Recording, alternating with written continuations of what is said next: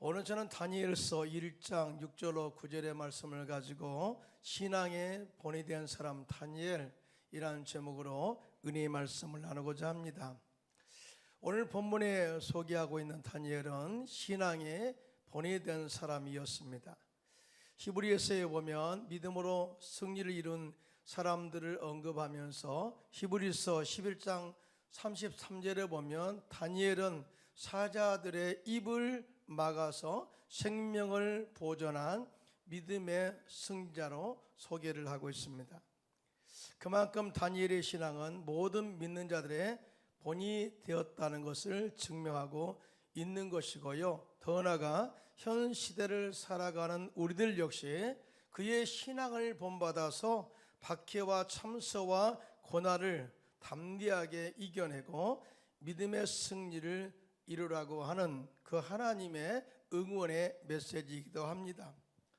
시기와 환경적으로 볼 때 다니엘이 활동했던 때는 우리들이 살고 있는 때와 같이 평범한 환경은 아니었습니다.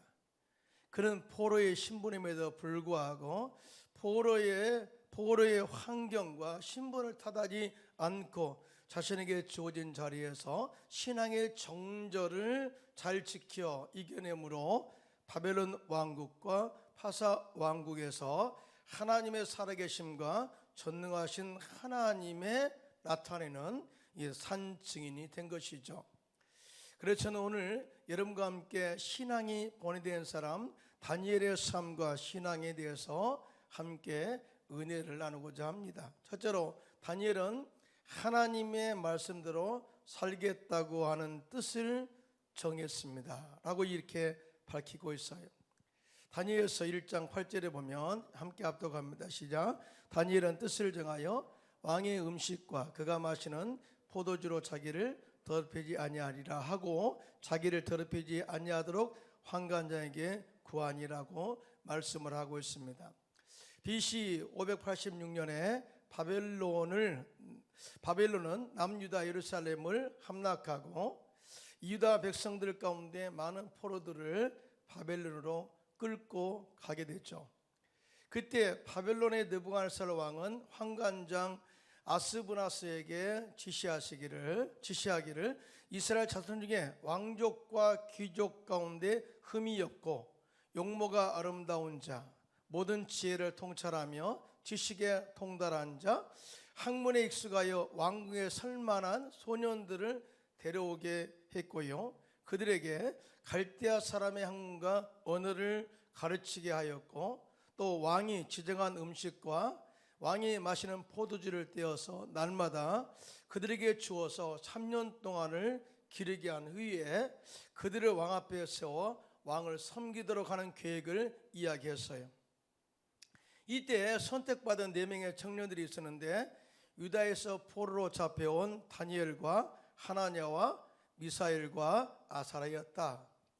우리가 후에 이 환관장이 그들의 이름을 고쳤는데요. 다니엘은 벨드사사르라고 고쳤고 바벨론식 이름이죠. 벨드사사르라고 하고요. 하나냐는 사드락, 그리고 미사엘은 메삭, 그리고 아사랴는 아벤노고라고 그렇게 이름을 고쳐 부르게 되었습니다. 여기까지는 자기 의지와 상관없이 그렇게 될 수밖에 없는 그런 환경이었겠죠. 그런데 다니엘은 영적인 면에서 자신의 신앙의 정절을 지키기 위해서 왕이 지정한 음식과 또 포도주로 자신을 더럽히지 않게 하겠다는 뜻을 정했다. 그리고 뜻을 정한 것으로 끝난 것이 아니라 이 뜻을 환관장에게 이야기했습니다. 여기서 뜻을 정했다고 하는 이 히브리어는 야셈 알리보라는 단어인데요. 마음을 결정했다, 마음을 결단했다, 그의 마음의 인격에 이렇게 살기로 결단했다라는 의미를 가지고 쓰여졌어요. 이 말은 다니엘의 영적인 내면에, 즉 마음에 하나님을 전적으로 신뢰하고 생명을 맡기고 의존하겠다는 결단임과 동시에 오직 하나님의 말씀에만 순종하겠다는 거룩한 마음의 결단과 자신의 거룩한 신앙의 의지와 뜻을 정확하게 나타내고 있는 그의 신앙의 결단인 것을 증명한 거예요. 사실은 말이죠, 인간적으로 보면 다니엘의 뜻을 정하여 왕이 지정하여 하사한 음식과 포도주를 먹지 않겠다고 거부하는 행위는 그렇게 쉬운 결단이 아닙니다. 왜냐하면 이 결단은 왕명을 거역한 죄로서 바벨론 법으로 본다면 사형에 해당하는 중범죄이기 때문이죠. 다시 말하면 다니엘의 신앙적 마음의 결단은 자신의 목숨과 바꿀 만한 가치가 있다고 생각한 믿음에서 나온 결단이라는 사실을 알 수가 있어요. 다시 말해서 영원한 생명을 내가 보존하기를 원합니다. 내가 신앙과 내 생명을 바꾸겠습니다 하는 결단을 보여준 것이죠. 이 결단은 하나님의 말씀에 순종하는 것보다 더 소중한 것은 없다고 하는 그 믿음의 결단이기도 합니다.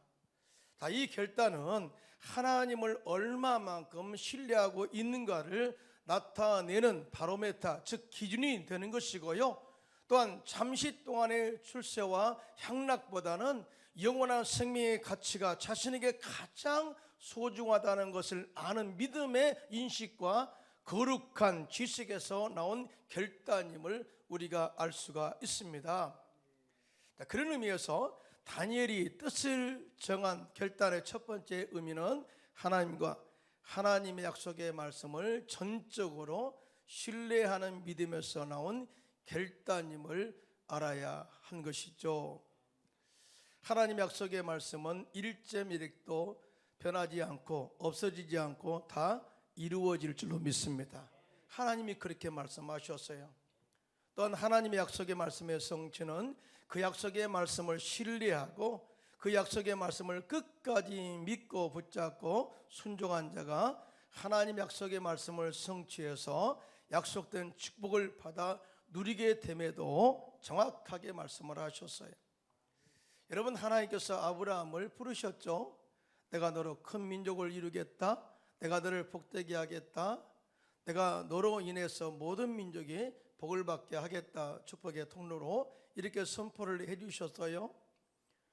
이때 부름받고 그가 갈 바를 알지 못하고 순종해서 나왔어요. 25년의 세월 가운데 많은 연단을 통해서 훈련받은 후에 100세 때 아브라함에게 이삭을 선물로 주죠. 그래서 기쁨이 되게 해서요. 그런데 하나님께서 어느 날 이삭이 청소년이 되었을 때 하나님께서 다음과 같이 지시합니다.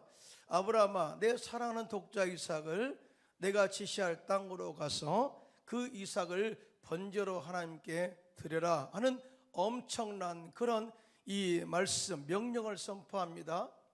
그런데 말이죠, 이 말씀을 하시기 전에 정확한 단어가 있습니다. 하나님이 아브라함을 시험하사이. 다시 말해서 하나님이 아브라함을 시험했다, 테스트하기 한 방법으로서 가장 사랑하는 독자 이삭을 번제로 드리라는 거예요. 네가 얼마나 하나님을 신뢰하고 있니? 네가 하나님 말씀을 순종한다고 하는데 얼마나 신실하게 순종하니? 순수하게 아주 온전한 마음으로 순종하니? 이걸 테스트하기 위해서 사랑하는 독자 이삭을 바치라는 거예요. 그때 아브라함이 지체하지 않고 아침 일찍 일어나 두 종을 데리고 사흘 길을 걸어 하나님이 지시한 산에 이르게 됩니다. 여기서 사일이라는 것은 3일 사흘 길이라는 것은요, 그가 고민하는 기간이에요. 얼마나 고민이 있었겠어요. 정말 가다가 중단해 버릴까? 아니, 내 사랑하는 독자 이삭을 바친다면 주님이 살려주실까? 여러 가지 갈등이 있었지 않겠어요? 그러나 성경은 아브라함이 마음으로 갈등했다, 그런 기사가 없어요. 침묵이었어요. 철저하게 하나님을 신뢰한 거죠. 그리고 사흘 동안의 그러한 침묵 가운데 마음의 결단을 그대로 실천하잖아요. 그리고 모리아 산에 이르렀을 때 이삭을 데리고 제단을 쌓고 이삭을 결박하여 칼을 들어 내려치려고 했을 때 하나님이 그의 손을 멈추게 하십니다. 그리고 이삭 대신에 순양을 예비하셔서 번제로 드리게 하시고, 하나님께서 아브라함의 이 행함이 있는 모습을 보시고 믿음을 보시고 그를 의로 여기셨다 인정하셨고요. 하나님께서 아브라함에게 엄청난 그런 이 믿음을 선포해 주시죠. 이제야 네가 하나님을 경외하는 줄 아노라. 할렐루야. 네가 믿음으로 실천을 했으니, 믿음으로 하나님 말씀에 순종했으니 이것이 이제 의로 여겨졌어. 이제야 네가 나를 경외하는 줄 아노라 라고 인정을 해줘요.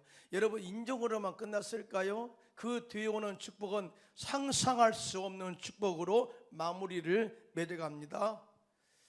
그 결과 창세기 22장 16절로 18절입니다. 함께 합독합니다. 시작.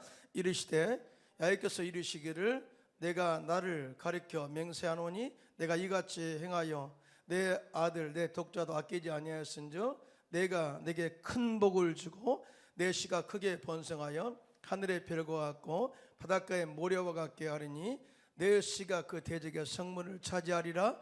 또 내 씨로 말미암아 천하 만민이 복을 받으리니 이는 내가 나의 말을 준행하였음이라 하셨다 하니라 라고 정확하게 하나님께서 약속을 성취하시는 그 이유에 대해서 이야기를 하고 계시고 있어요. 무슨 말입니까? 네가 하나님을 경외함으로써 하나님 약속의 말씀을 붙잡고 믿고 지켰어. 그렇게 했으니 나도 역시 내가 약속한 것을 지금 이 자리에서 이루게 될 거야, 성취하게 될 거야 라고 하는 엄청난 하나님의 약속의 성취를 선포해 주신 것을 보게 됩니다. 그런데 말이죠, 여기서 아브라함이 하나님 말씀에 갈등하지 않고 아주 심플하게 순수하게 순종할 수 있었던 믿음과 결단이 뭔지 아십니까? 그것은 바로 40년 동안, 약 40년 동안 하나님과 동행하면서 신앙적 경험으로 알게 된 하나님의 성품과 하나님에 대한 신뢰와 믿음이었어요. 얼마나 중요한지 몰라요. 우리가 오랜 세월 동안 신앙생활 한다고 연수를 자랑하지 말고 우리 일상의 삶 속에서 구체적으로 역사하시는 하나님의 임재, 하나님 역사하심을 경험하는 저와 여러분들 되시기를 예수님의 이름으로 축원합니다. 그리하면 하나님 말씀에 순종하는 것은 어렵지 않아요. 쉽다는 거예요. 아브라함은 이렇게 하나님을 경험을 통해서 하나님의 존재, 하나님의 능력, 하나님 역사하심을 경험하고 하나님을 안 거예요. 그래서 로마서 4장 17절로 18절에 이렇게 하나님에 대해서 고백을 하죠. 그가 믿는 하나님, 이렇게 고백해요. 시작. 기록된 바 내가 너를 많은 민족의 조상으로 세웠다 하심과 같으니 그가 믿은 바 하나님은 죽은 자를 살리시며 없는 것을 있는 것으로 부르시는 이신이라고 이렇게 고백하고 순종한 겁니다. 우리 역시 하나님은 죽은 자를 살리시고 없는 것을 있게 부르시는 하나님을 신뢰함으로 마음의 뜻을 정하여 하나님 말씀에 순종하여 하나님 약속된 축복을 받아 누리는 저와 여러분 되시기를 예수님의 이름으로 축원합니다. 또한 다니엘의 뜻을 정한 결단의 두 번째 의미는 삶의 우선순위를 올바로 세우는 신앙 결단임을 알 수가 있어요. 오늘 본문의 다니엘과 세 친구들은 생명의 위협을 받은 상태에서 신앙의 결단을 요구한 것이 아닙니다. 지난주에 빌립은 박해와 고난 속에서 그가 그 고난을 피하면서 사마리아 땅 가서 복음을 전하는 하나님의 은혜를 체험한 결단이기도 하죠. 그러니까 고난 가운데 주어진 결단은 오히려 쉬울 수 있어요. 그러나 잘 나가는 삶 가운데 이 결단이라는 것은 쉽지 않다는 거예요. 호화로운 삶 속에서 말씀에 따라 스스로 내려야 하는 결단, 신앙적 결단은 사실은 진짜 어려운 겁니다. 여러분, 사업이 잘 돼, 형통해, 잘 나가, 그런 사람들이 기도 많이 할까요? 안 하죠. 아니, 가만히 있어도 잘 되는데 뭘까 하나님께 기도해요? 참 어려운 거예요. 그러나 고난이 있고 핍박이 있고 어려움이 다가오면은 기도원 올라가서 기도하며 주님께 더 가까이 나가죠. 쉬운 거예요. 고난은 오히려 우리를 주님께 인도하는 그런 통로가 되기 때문에 쉬운 거예요. 그러나 호화로운 삶을 살아갈 때 결단은 그만큼 어렵습니다. 자, 그런데 다니엘은 뜻을 정하여 말씀에 따라 살기로 결단했습니다. 자, 이 결단은 어떤 의미일까요? 그것은 바로 재물의 가치와 출세의 가치보다 하나님 나라와 하나님의 살아계심과 하나님의 영광과 의를 나타내는 것이 우선되어져야 한다는 것을 아는 믿음에서 나온 결단임을 우리가 보게 되죠. 그냥 무지에서 나온 결단이 아니라 그 삶의 우선순위를 올바로 정하는 그의 결단임을 알 수가 있어요. 예수님께서도요, 제자들에게 삶의 우선순위를 말씀하신 적이 있어요. 마태복음 6장에 보면 예수님께서 목숨을 위해서 무엇을 먹을까, 무엇을 마실까, 무엇을 입을까 염려하는 제자들에게 하나님께서 공중의 새를 기르시고 들의 백합화를 입히시고 자라게 하신다. 너희는 이보다 귀하지 아니하냐? 이렇게 너희의 소중함을 선포하시면서 그러므로 염려하여 이르기를 무엇을 먹을까, 무엇을 마실까, 무엇을 입을까 하지 말라. 다 이것들은 이방인들이 구하는 것이라, 즉 불신자들이 구하는 것이다. 그러면서 하늘 아버지께서 이 모든 것이 너에게 있어야 할 줄을 아시느니라 라고 말씀을 해요. 무슨 말이에요? 하나님은 우리의 일상의 삶을 외면하신 분이 아니라 우리의 먹고 마시는 것, 입는 것 다 구체적으로 다 예배해 두셨다. 그리고 필요할 때마다 채우시는 하나님의 은혜, 이 구체적으로 역사하시는 하나님의 역사들을 알아야 된다라고 이렇게 전제로 말씀을 제시하고 있어요.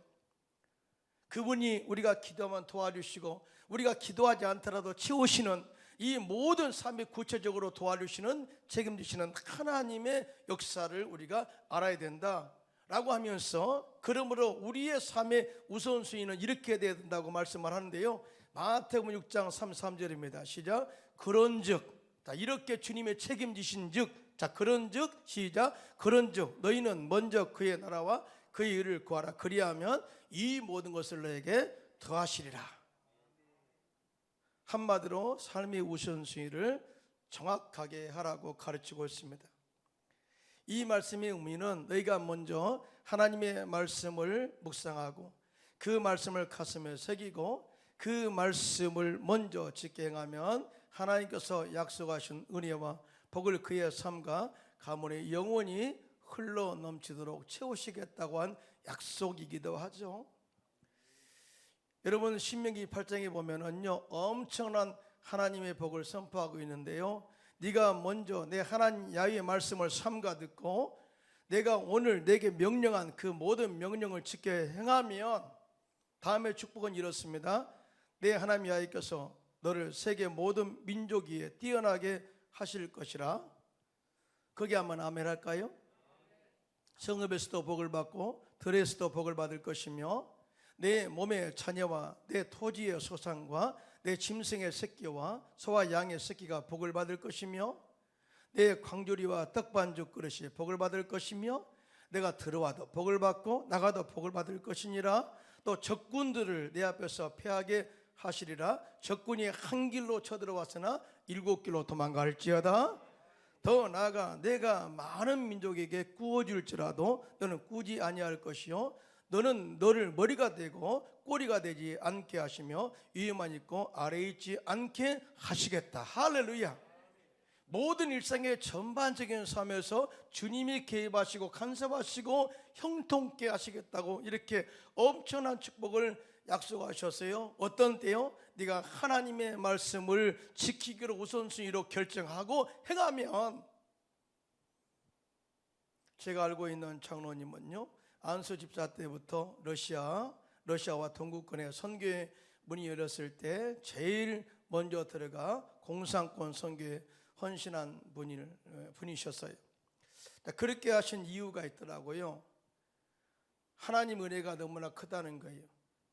예수 믿고 구원받아 많은 어려움 가운데 나를 이렇게 사업을 하게 하신 하나님의 은혜, 또한 예수님의 제자로서 나 먼저 주님의 지상 명령을 생각하고 지키고자 하는 순종과 은혜가 장로님을 이끌었다고 그렇게 고백하더라고요. 그래서 은혜를 받아야 선교할 수가 있고, 은혜를 받아야 봉사할 수가 있고, 은혜를 받아야 하나님께 헌신할 수 있다는 것을 깨닫게 되었어요. 여러분, 은혜 많이 받으시기 바랍니다. 두 번째 이유를 또 말씀을 하시는데요, 사업하다 보면 사업이 어려울 때가 많다고 합니다. 근데 그때마다 자신이 할 수 있는 일이 없대요. 그래서 자신은 모든 걸 다 제쳐놓고 선교를 선택한다고 합니다. 내가 할 수 없으니 어떻게 해? 선교 가야지. 그래서 선교 가면은요, 놀랍게도 하나님께서 그 사업에 복을 주셔서 돕는 자들을 보내주셔서 사업의 지경을 넓혀 나가도록 인도하셨다. 그래서 사업은 하나님께 맡길 때 더 낫더라 라는 고백이었어요. 이분은요, 진짜 하나님의 복이 어떻게 그 가문에 흐른가를 직접 알고 체험한 사람이죠. 먼저 그 나라와 그 일을 구했더니 하나님께서 사업과 가정과 가문의 자녀의 형통의 복을 주었다고 고백을 했습니다. 오늘 본문의 다니엘의 뜻을 정하여 왕이 내려준 음식과 포도주를 먹지 않기로 결단하고 환관장에게 도움을 요청했을 때 하나님이 다니엘로 하여금 환관장에게 은혜와 긍휼을 얻게 하셨다고 오늘 본문 다니엘서 1장 9절에 증언을 하고 있어요. 무슨 말이에요? 하나님이 직접 그의 삶에 개입하셨다. 하나님은요, 믿는 자도 쓰시지만 믿지 않는 자도 들어 사용하십니다. 악한 자도 들어 사용하시고요, 모든 것을 합력하여 선을 이루도록 전체 모든 세계 전반을 사용하시는 전능하신 하나님인 것을 믿으시면 손 들고 아멘하시기 바랍니다. 이렇게 결단하니까 바로 이방인 이 환관장을 들어서 은혜를 입게 하신 거예요. 이제부터 우리들 역시 지식과 생각으로 말씀을 많이 알고 있다고 믿음을 말로만 이야기하지 말고 하나님의 약속의 말씀을 전적으로 믿고 말씀을 행함으로 주님의 지상명령인 선교를 행함으로써 삶의 우선순위를 결단하고 실천하시기를 축원합니다. 크게 아멘 합시다. 그리할 때 하나님께서 우리의 삶과 가정과 사업 전반에 하나님께서 약속하신 풍성한 복을 넘치도록 채워주셔서 삶을 형통하게 이끌어 가실 줄로 믿습니다. 두 번째, 다니엘은 거룩한 삶을 살겠다고 하는 뜻을 정했습니다. 오늘 본문 다니엘서 1장 8절인데요, 다니엘은 뜻을 정하여 왕의 음식과 그가 마시는 포도주로 자기를 더럽히지 아니하리라 하고, 여기까지는 결단이죠. 그러면서 자기를 더럽히지 아니하도록 환관장에게 음식과 포도주를 먹지 않도록 그렇게 요청을 했습니다. 다니엘이 뜻을 정한 또 하나 이유는 그가 삶을 더럽히지 않고 거룩한 삶을 살겠다고 하는 결단이었죠. 그는 그의 일상의 삶에서 거룩함을 파괴하는 도구가 하나 있는데 그것이 바로 일상의 삶 속에서 그냥 무심코 접하고 있는 음식에 있음을 발견하게 된 거예요.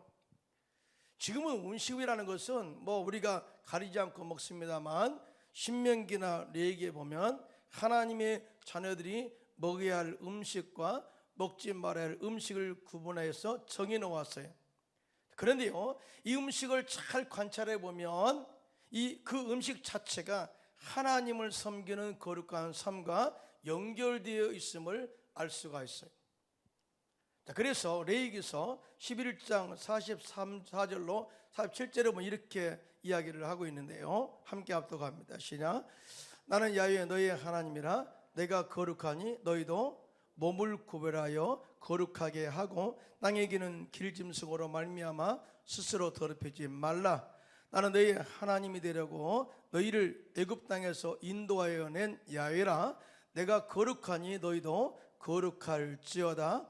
이는 짐승과 새와 물에서 움직이는 모든 생물과 땅에 기는 모든 길짐승에 대한 규례니 부정하고 정한 것과 먹을 생물과 먹지 못할 생물을 분별한 것이니라. 이렇게 말씀을 해요. 무슨 말이에요? 하나님의 자녀로서 거룩한 삶을 살도록 음식을 구분해 놓았다는 거예요. 그런데 오늘 본문에 왕의 소년들에게 제공되어진 음식과 포도주가 어떤 음식일까요? 포도주일까요? 신앙적 관점에서 보면 율법에서 금지된 음식이 있었다는 거예요. 또한 우상에 차리는 음식이기도 했습니다. 그래서 그들은 신앙의 거룩함을 그의 삶의 거룩함을 지키기 위해서 그 음식을 먹지 않기로 결단했다. 그리고 술은 우리의 영혼을 혼미하게 하고 영혼육을 타락하게 하는 독이기도 하죠. 그래서 에베소서 5장 18절에 술 취하지 말라, 이는 방탕한 것이니 오직 성령의 충만함을 받으라 라고 말씀을 하고 있습니다. 할렐루야. 거룩해지는 삶은 하나님의 말씀을 마음에 새기고 그 말씀을 지키겠다고 마음의 뜻을 정하고 그 말씀에 순종하고 지킬 때 우리의 삶에, 즉 거룩한 삶은 보존될 수 있어요. 즉 결단 없이 절대 우리의 거룩한 삶이 보존되지 않는다. 막 살면서 우리의 신앙의 거룩성을 보존할 수 있는 것은 아니다는 거예요. 항상 생각하고 내 모든 삶 순간순간마다 거룩함을 나타내고자 한 결단이 있을 때 거룩이 지켜진다는 거예요.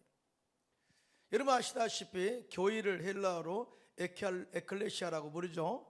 이 에클레시아는 세상에서 불러내어 예수님 중심으로 모인 거룩한 공동체를 에클레시아라고 말합니다. 이 에클레시아는 거룩한 공동체 안에서 맺어진 영적인 가족을 말해요. 우리는 예수 안에서 예수의 피로 맺어진 거룩한 공동체 에클레시아인 줄로 믿습니다. 크게 아멘 할까요? 자, 그 안에 거룩한 예배가 있죠. 그 안에 거룩한 공동체의 섬김, 코이노냐가 있게 되죠. 그 안에 거룩한 성령의 능력으로 하나가 되게 하는 거룩한 교제가 있고요. 그리고 성령의 능력 안에서 역사하시는 하나님의 축복이 그 거룩한 공동체 위에 임하게 되는 거예요. 거룩한 공동체 위에라는 이 조건이 있어요. 이 거룩한 공동체가 뜻을 정하여 하나님을 사랑하고 하나님을 예배하고 예수님의 죽으심과 부활하심을 결단하고 전할 때 하나님께서 거룩한 교회 공동체와 함께 하셔서 그 안에 치유와 회복으로 응답하실 줄로 믿습니다. 그리고 그 교회 공동체를 선교의 도구로 사용하셔서 예수님의 지상 명령을 이루어가시는 도구로 쓰시는 거예요. 한마디로 교회가 거룩하지 않으면 안 쓰신다는 거죠. 이 말씀 우리가 지켜 주목해야 돼요. 여러분 다니엘 6장에 보면 다니엘은 메데파사의 다리오 왕의 신임을 받아서 수석 총리가 되었습니다. 그때 다니엘을 시기한 사람들이 다니엘을 제거하기 위해서 앞으로 30일 동안 왕 외에 다른 신에게 기도하면 굶주린 사자 굴에 던져 넣어서 사자의 밥이 되게 하기로 한 법을 만들어서 왕의 도장을 찍어 전국에 반포했습니다. 그런데 다니엘서 6장 10절에 보면 이렇습니다. 시작. 다니엘이 이 조서에 왕의 도장에 찍힌 것을 알고도 자기 집에 돌아가서는 윗방에 올라가 예루살렘으로 향한 창문을 열고 전에 하던 대로 하루 3번씩 무릎을 꿇고 기도하며 그의 하나님께 감사하였더라 라고 증언을 해요. 목숨 건 결단이죠. 아니 목숨 건 결단이라도 조심스럽게 할 수도 있잖아요. 좀 숨어서 또 창문도 좀 닫고. 그런데 성경에 보면 다니엘은 오히려 자신의 신앙을 더 강하게 나타냅니다. 창문을 열어 적혔어요. 그리고 하루에 3번씩 기도하는데 그 소리가 동네방에 들리도록 외쳤다 그 말이죠. 이거는 자기의 신앙관을 알리는 거예요. 다니엘의 이러한 행동에서 하나님 향한 신앙에서는 절대 타협할 수 없다는 그의 결단을 보게 되는 것이죠. 결국 다니엘은요 사자굴에 던져졌습니다. 하지만 하나님께서 사자의 입을 봉하셔서 생명을 지켜주셨습니다. 할렐루야.